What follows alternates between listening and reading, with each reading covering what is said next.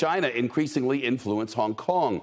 The city is embracing Beijing's zero COVID approach with strict rules and extreme quarantine times. Hong Kong was transferred to China back in '97 after more than 150 years under British control.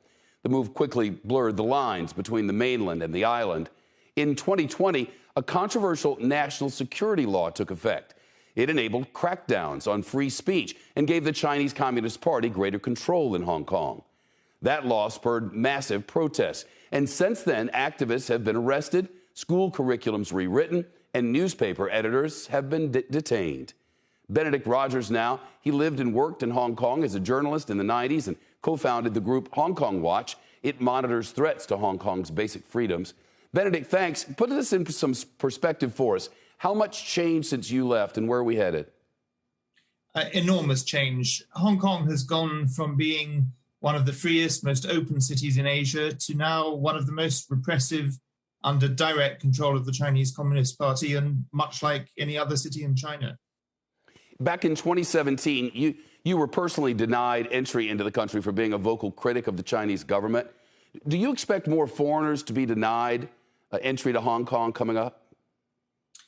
I do. I think that foreign activists, any foreigner who's been critical of the regime in Beijing or the Hong Kong government, and indeed I think foreign journalists will increasingly face more and more difficulties. The Economist's correspondent recently had her visa renewal denied, and we may see more of that.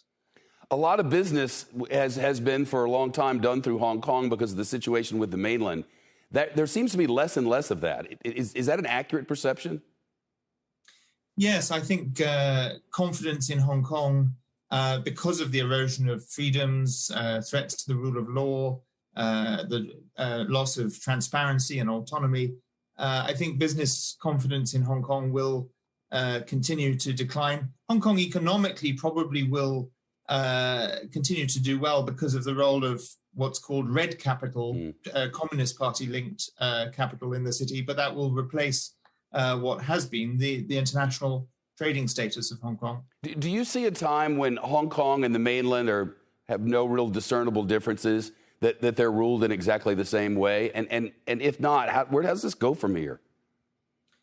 I think the trajectory that Hong Kong is on at the moment will lead to something along those lines. I mean, Hong Kong may keep some semblance of autonomy, its own government, but of course a puppet government reporting to Beijing, its own currency, the Hong Kong dollar. It may keep some of those things, but politically it is very much heading towards just becoming another Chinese city.